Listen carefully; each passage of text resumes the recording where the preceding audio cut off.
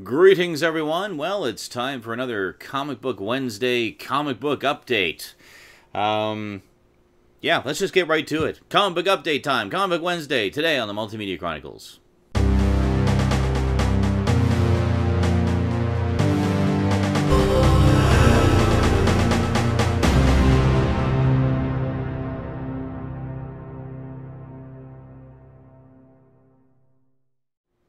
Welcome back.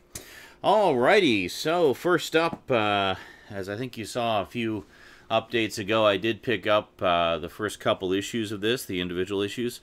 I decided, for the most part, I'm probably not going to be bothering so much with collecting individual issues anymore because I just keep falling behind on certain titles, and there's a few that I'll still probably collect in single issue form, but for the most part, I think I'm just going to stick with the collected editions and the trades because it's way easier, tends to be a little cheaper, and that way I know I'm not missing anything.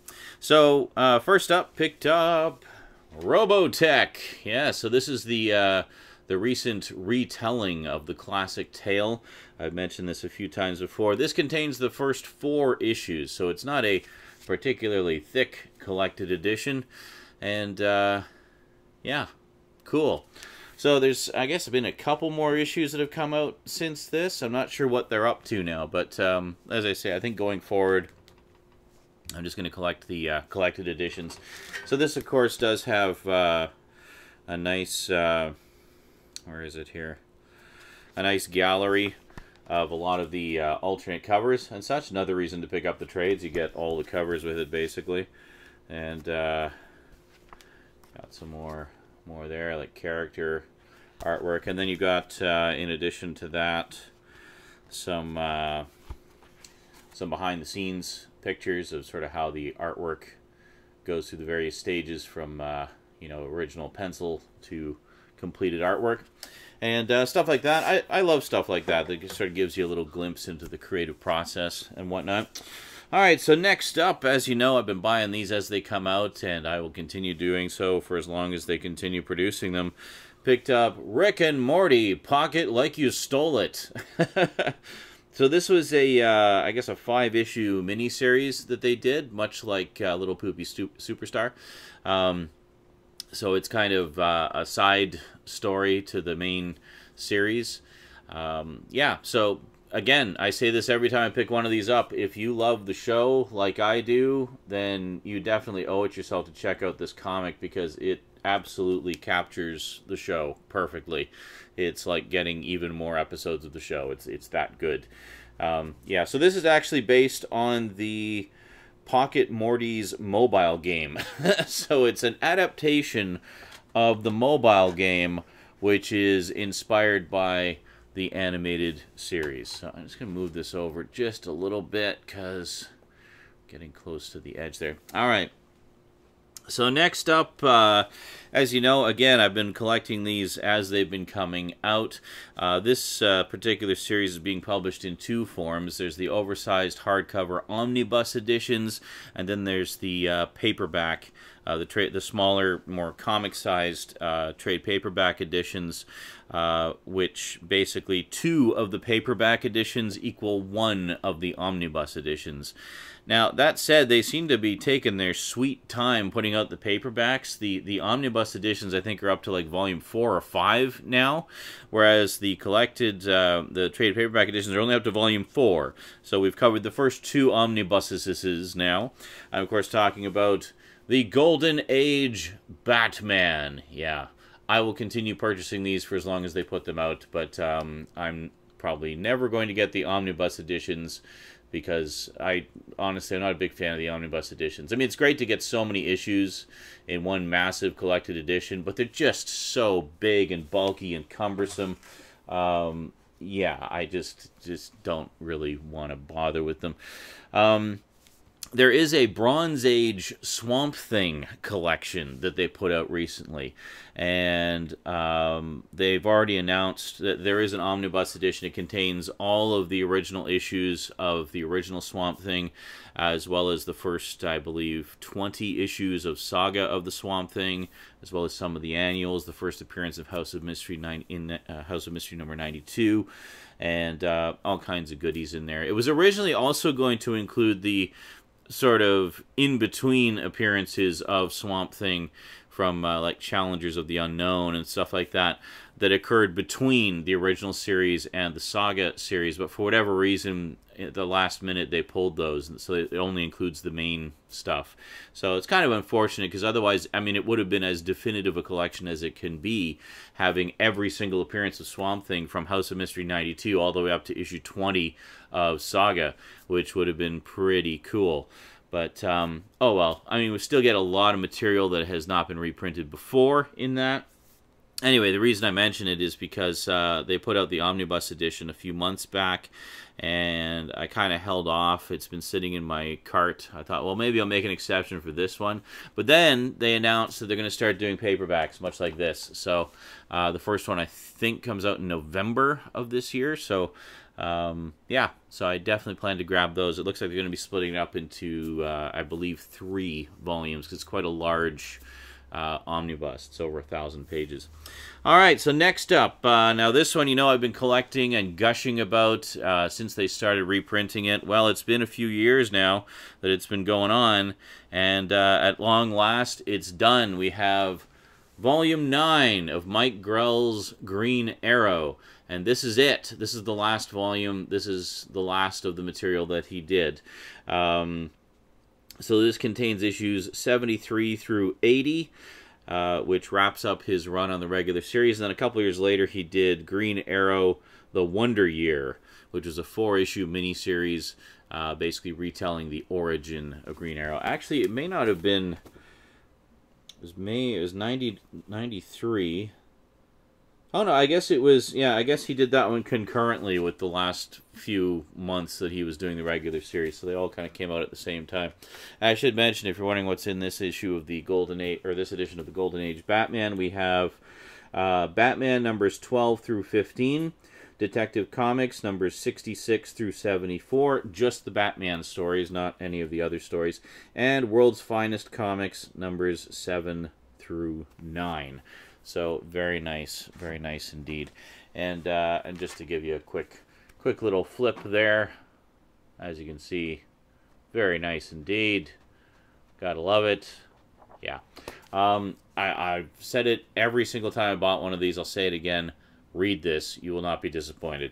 Mike Grell's take on Green Arrow is wonderful, and holds up phenomenally well, considering the stories are you know, 20 plus years old, like 20, actually more than 25 years old, pushing 30 years old, I guess, for the earlier issues.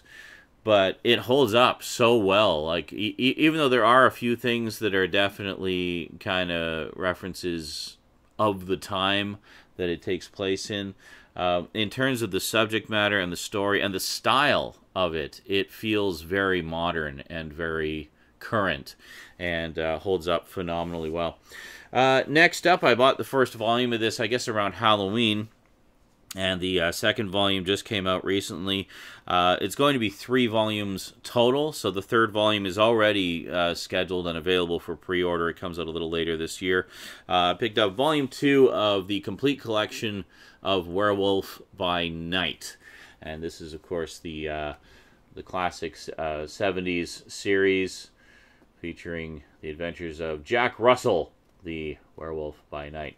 I'm currently in the middle of reading the first volume of this, and it's all new to me. I totally missed all of these Marvel Monster comics as a kid. I think they were just a little bit before my time, and I've been loving it. It's really, I can definitely see why this one is so highly regarded and fondly remembered by fans. It's actually got a really good continuing story to it.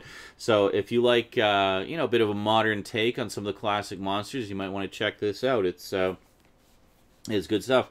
So this particular edition contains Werewolf by Night numbers 16 through 30, Giant Size Creatures number 1, Giant Size Werewolf numbers 2 through 4, And material from Monsters Unleashed, numbers 6 and 7. Specifically, it's a prose story that was included in Monsters Unleashed, the magazine size monster comic. All right, and last but most certainly not least, I picked this one up from the local comic store. Just kind of every so often I'll peruse their bargain shelf of sorry, I got a fluff or something. I hate when I get like just specks of random flotsam on my glasses. Anyway, I've talked before about the bargain shelf at the local comic shop, where you can get individual graphic novels, soft or hardcover, depending, you know, whatever they throw on there, for $10 individually, or you can get 3 for $25, which is pretty cool.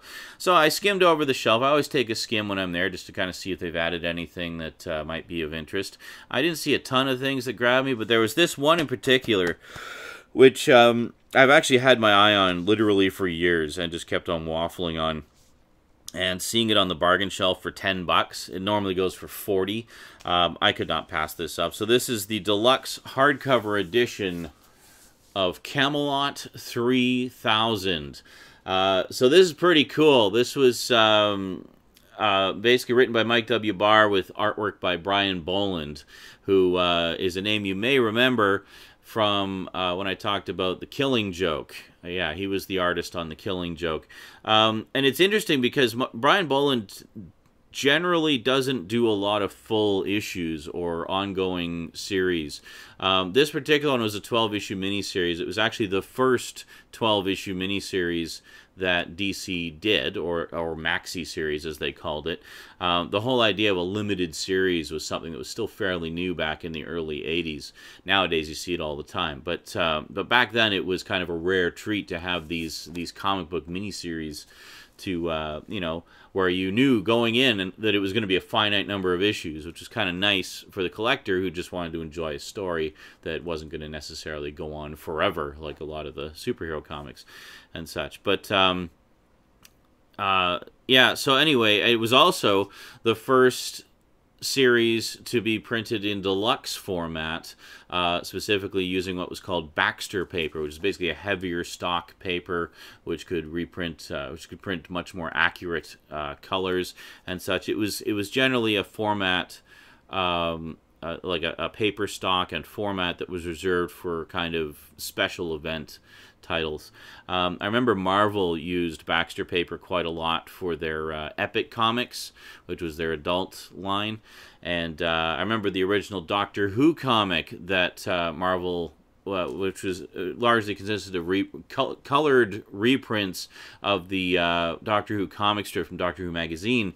That was actually on Baxter paper as well. The nice thing about Baxter paper versus the sort of newsprint paper that was used back then for the just sort of regular comics was the Baxter paper was sufficiently high quality that it still holds up. Like, you go and look at some comics printed on that style of paper now, and they look just as good as they did 30 years ago. I mean, it was really high quality paper stock. So anyway, this one is not on Baxter paper. This is on just nice high quality glossy paper, but as you can see, I mean, the artwork in this is just beautiful. I love Brian Boland's artwork. Ever since, I guess, The Killing Joke was probably my introduction to his artwork. But just wonderful detail in the characters and just beautiful dramatic layouts and such. But yeah, so essentially this is basically the story of King Arthur put into kind of a sci-fi setting. So very cool stuff. It's one that I've wanted to check out for a very long time, and I've heard nothing but good things about it. There was a trade paperback edition released as well, like a lower cost edition. I was kind of waffling on grabbing that for a long time. But when I saw the hardcover on the bargain shelf for $10, I was like, yeah, clearly this is the time I meant to get this book. So, yeah, so grabbed that, and no regrets. Oh, one more thing. This is something that that Rosie actually gave me. I forget how she got it. I think it was given to her, and she didn't want it anymore. She was going to get rid of it and asked if I wanted it. She thought I might like it because, you know, it's kind of from Daddy's era. We have Choose Your Own Adventure, Book 2, Journey Under the Sea. I used to read a lot of these as a kid, and this is pretty cool. This is book 2, the second one that they published, and I don't know if it's a first printing. It's a 10th printing from August 1982. So, pretty cool. Just goes to show how popular these were. I mean, when was it originally published? Like, it was originally published in 1977. So, over the course of, like, 5 years, it went through 10 printings. These books were huge back when I was a kid. Everybody was reading them. And the thing that was fun about them was because... you know, the story kind of takes different twists and turns as you're going. I mean, a complete story is, you know, it's not going to be a full 120 pages or whatever. It might be half of that or a third of that, generally. But, I mean, I remember, like, a lot of the decisions in these books is, like, you go left or you go right. Left, you die. Right, you live. And that was essentially how it would work out. There was really only one, maybe two... sort of optimal paths through the story, but yeah, I always enjoyed those. I have a couple, and just to show how popular they were, everybody and their dog kind of did their own take on it, the whole thing. But Choose Your Own Adventure was the one that started it all. It was the original franchise, and I mean, they've reprinted them for years. But I remember I have a couple of Dungeons and Dragons ones. And then there was they did some Doctor Who ones, and there was a lot of other sort of knockoff ones. They were basically the same idea, where you read the story for a little bit and then you come to a decision point and you have to decide what happens next. But what a great way to sort of get kids into the excitement of reading. It's like you're making the decisions of what happens in the story and kind of taking it through whatever path you want to go. And some were more complex than others, where some would, you know, you would make a decision at a certain point and it would take you on almost a completely different story. But others, like, I mean, the Choose Your Own Adventure ones, I think generally kept it fairly simple, where it was like one way you die, one way you live. And there might be a couple of branch points in the story that take you off in slightly different directions. But anyway, pretty cool to have one of the originals in the collection there.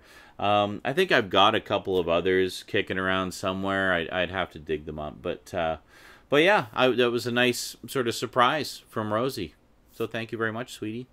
Alrighty, that is it for this update. Hope you enjoyed. I'll see you next Wednesday for whatever else. Probably not going to be buying a ton of comics for the next little while.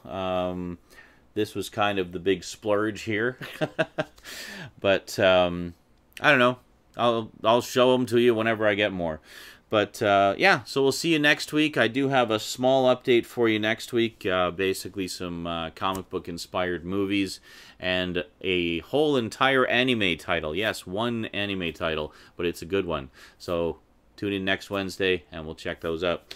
Until then, that is it from me to you for now. So big thanks to you for watching. Big thanks to my Patreon sponsors, and I'll see you next time. Until then, sayonara.